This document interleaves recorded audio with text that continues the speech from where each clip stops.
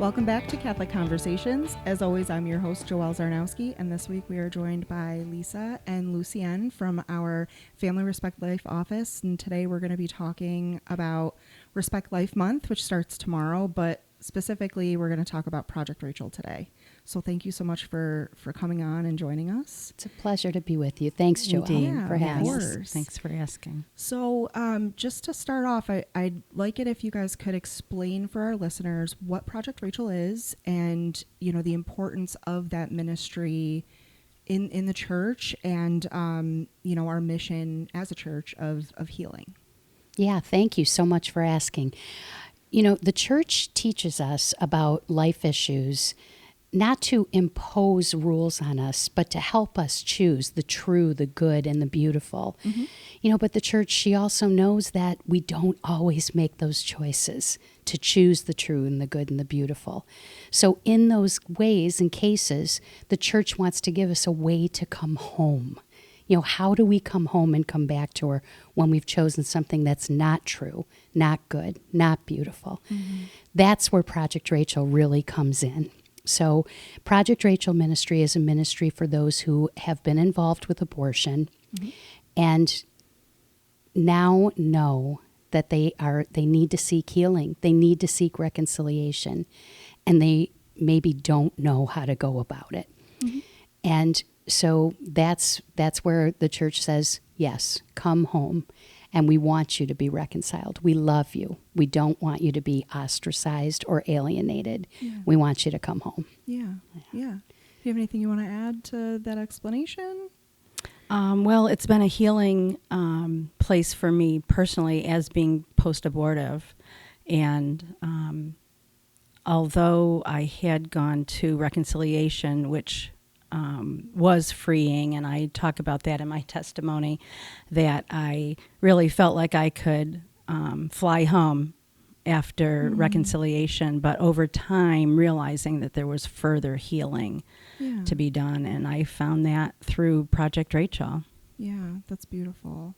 And so, Lisa, you mentioned that feeling of alienation that those that have been involved with abortion often feel, not only from the church, but from their relationship with God as well. So can you talk about how Project Rachel responds to that and how the ministry helps them kind of rediscover the church as a place of mercy and healing? Yes, I would love to. Because Project Rachel Ministry is it's very close to my heart. You know, I'm so blessed to be part of Project Rachel Ministry just because of that, because it's saying, welcome home, come home. It's a confidential line that you can call in on. You can either call or email. All calls and emails are always confidential. Okay. And confidentiality is a big part of what we do with Project Rachel Ministry. Many of us who are in the ministry are post-abortive. Some are not. It just depends. And we want people to know that when they call us or email us, they're going to be greeted with someone who is not going to judge them, is non-judgmental, and who wants them to know forgiveness is possible. And to connect them to the divine healer, to Christ the divine healer, you know, through reconciliation, through prayer, through group experiences, through one-to-one meetings, through people that are trained mental health professionals and trained priests and trained lay people who work together as a team to accompany this person who is seeking that healing. Yeah. I think that sometimes, I'm going to talk about the media for a second here. The media doesn't always do a great job of showing the church as healer. Yeah. And so I think it's so wonderful that we do have a ministry like this that gives people a safe place to go where they're not going to be judged. You know, I think it is really hard when you're scared that, well, I'm not welcome in that place anymore. There's no way for me to be forgiven. Nobody's going to listen to me. They're going to judge me. They're going to, you know, I'm not part of this anymore. And to know that there's a ministry here in our diocese, and I believe nationally as well. Yes. That that's not, they're proving that that's not true, that there is forgiveness and there is healing that can take place. So you don't always have to feel that, well, this experience happened and that means that I'm forever away from the church. I'm forever away from God. Yes, That's Joelle, not- you're so right. not the case. The church does not want people to be stuck in shame. Yeah. That's the last place we want people to be. Yeah. So if we want that, we need to give them a way to come home. Mm-hmm. And that's what Project Rachel does in terms of post-abortion healing. So it and it's a beautiful thing because and I'm so glad we get to be talking about this today because more people need to know that this is available for them. Yeah. When you're stuck in shame, it's a very dark place. And, it's hard to come out of that. Yeah. That's the most courageous step. Don't you think, Lucienne, is Yes. when women come forward? And I feel that we hear this all the time. And I thought for myself, I'm the only one. When I came back to the church, I'm the only one who's done this. And sadly, that the numbers, speak to just how many women in the pews are post-abortive. Yes, Yeah. Catholic women have abortions at the same rate as all other women Yeah, do. It's absolutely. 1 to 4 to 1 in 5 women are affected by this. Yeah, Yeah. absolutely. Yeah. So I think part of the power of Project Rachel is being with other women who have walked in your steps Yeah. and see their healing process for them. And I think it's much easier for us to see or feel compassion for someone else. We see someone else who is in pain, shame, guilt. And I speak of walking into my first retreat for myself, and the person ahead of me was so broken in shame and guilt. She actually was being helped into the retreat, and I immediately thought, God doesn't want that for her. No. And then realized if he doesn't want that for her, he doesn't want that for me. Yeah. And the retreat is that kind of first step. It's a big step. Yes. It's Yeah. a big step to walk through the doors. Yeah, absolutely. But so powerful. Yeah. And it is helpful to know that there are other people who are experiencing the same thing, and you can kind of, walk together through Right. this journey. Yes, you're not alone Yeah. anymore. Yeah. Yes. Absolutely. In silence and shame. yeah. Yeah. Yeah. So you mentioned that there's collaboration between, spiritual resources and then obviously professional mental health resources. So can you just explain a little bit of what that looks like and how that's offered through the ministry? Sure. The human person, we're spiritual, we're emotional, and we're bodily. So we need healing for our whole person. And that's what Project Rachel really seeks to do, is to provide integrated healing for people. So we work with people, mental health professionals, Catholic mental health professionals who have received training in Project Rachel ministry. We work with priests across the diocese who have also received training and become familiar with working with post-abortive people. And then our lay ministers who work with us too, and are trained in how to do that as well and how to walk with people. So again, that integrated healing piece is very important. Yeah. And when someone first calls Project Rachel Ministry or emails us, we'll talk one-on-one with them. So one of the team members will speak with the person one-to-one first, kind of evaluating and taking a look at what's the help that this person might really need first. Yeah. And, so then we can, if they'd like to talk to a mental health professional and they're not already have a counselor, we can connect them with one of ours. We can connect connect them to a priest for the sacrament of reconciliation if they've not confessed, or even if they've confessed but want to talk with a priest again. Yeah. Or if someone's not Catholic and they just want some spiritual guidance from a priest, they're most welcome to call us and be with us too. And then that's kind of step one that we do. So if a person seems like they might be ready for a day of hope and healing where you're with others in a group setting, then we invite them to that next upcoming day of hope and healing. But sometimes a person's not ready for that. Yeah. And in those cases, we just kind of walk in friendship and accompaniment with them until they might be ready for further steps. Yeah. No, that's great. So I think that a lot of times when we talk about the subject of abortion, there is this misconception that only women are affected by it. But obviously we've seen that women are affected by it, men are affected by it as husbands, significant others, fathers, and then also the medical professionals, maybe even other family members who might have provided support during that time, like grandparents or anything like that. So does Project Rachel also offer assistance to those people who are struggling with, having been involved with abortion? We do on the Syracuse diocese level. We mainly work with women and those who have chosen abortion or sometimes been coerced or whatever the situation is. Yeah. But we are also in great contact with other post-abortion healing ministries across the country. Okay. We do a lot of work with other post-abortion healing ministries too.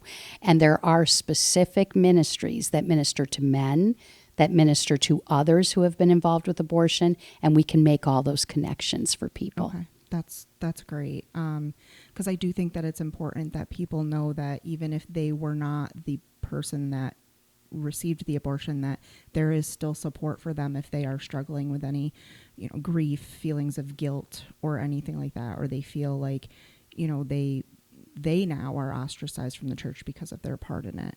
Yes. So that's I went wonderful. on my first retreat was not in Syracuse Diocese. It was elsewhere. And we did have a post-abortive dad.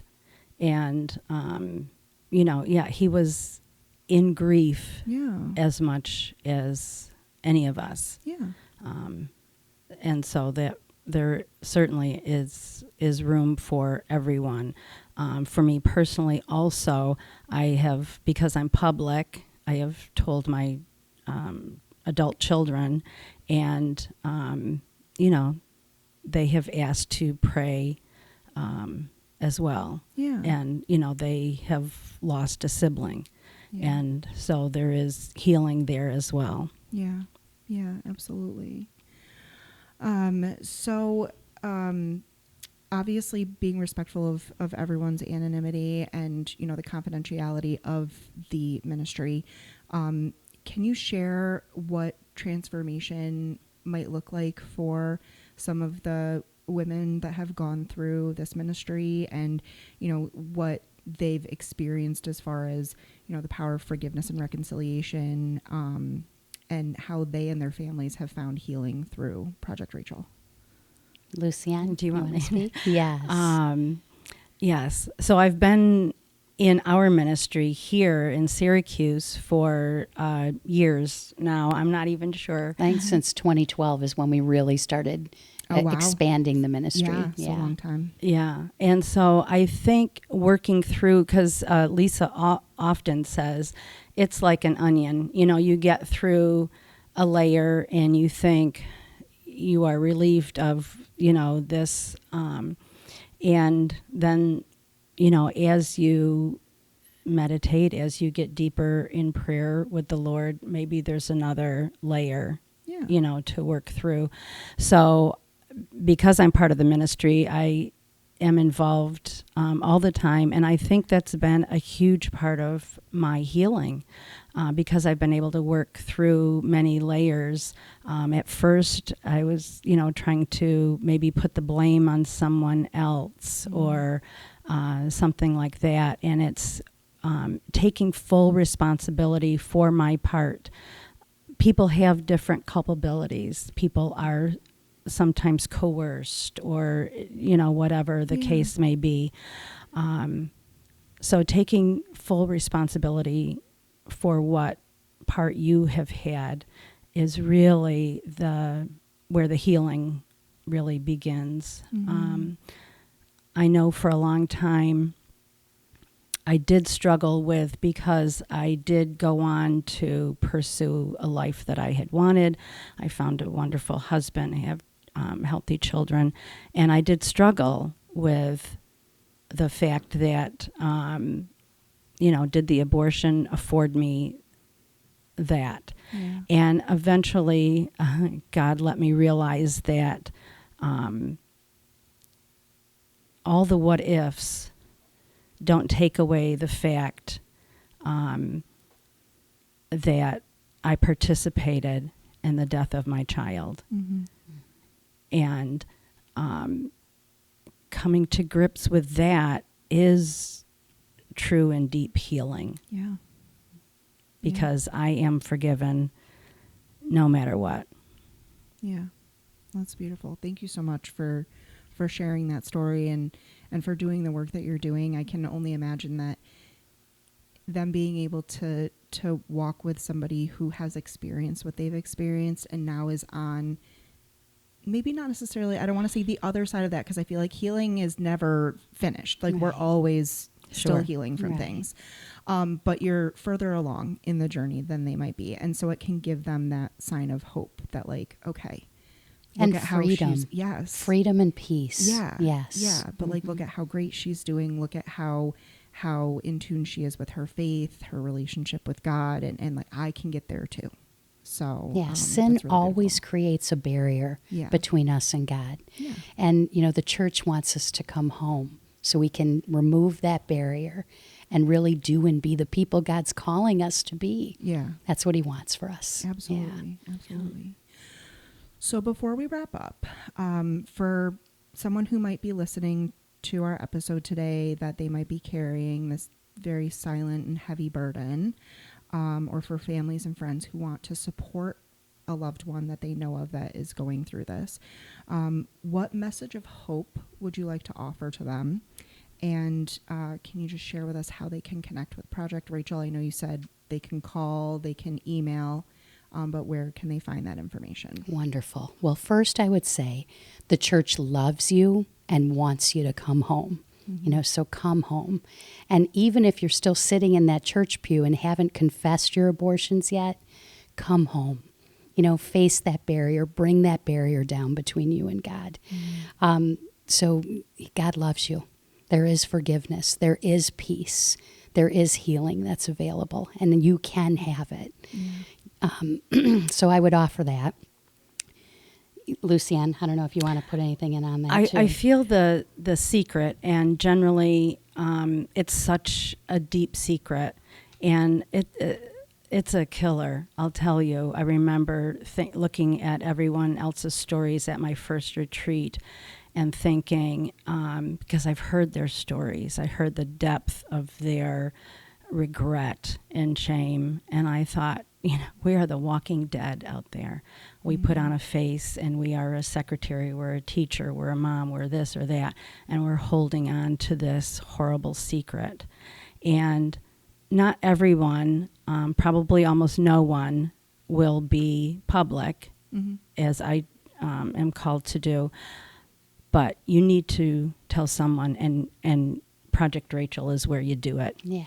We may be the only people that you can speak openly with, and that's fine. Yes. Yeah. Yes. Amen. Yeah. Yeah. So to contact Project Rachel, you can either call our toll-free number, 855-364-0076, or you can email hopeandhealing@syrdio.org. So either one of those places, totally confidential. We do not share your information with anyone, and everyone that's on our team is really bound to strict guidelines of confidentiality. And we love you, and we want you to come be with us, be with people who understand, and get you to the divine healer. That's really what we want to do. Perfect. Well, thank you both again so much for coming on and joining us. And we're going to have some more Respect Life topics over the next several weeks as we get into October and Respect Life Month. So we'll be hearing more from your team, Lisa. And just thank you so much again, both for coming on and sharing this wonderful ministry with our listeners. So grateful. Thanks so much, Joelle. Yeah, this was such a you. gift. And I'm so grateful to the Project Rachel team, too. Yeah. You know, many of them are completely volunteers, and they are just amazing, amazing women. They are gifts from God. So 100%. I would believe that. Yes. So, well, great. And thank you to our listeners. We will see you next week.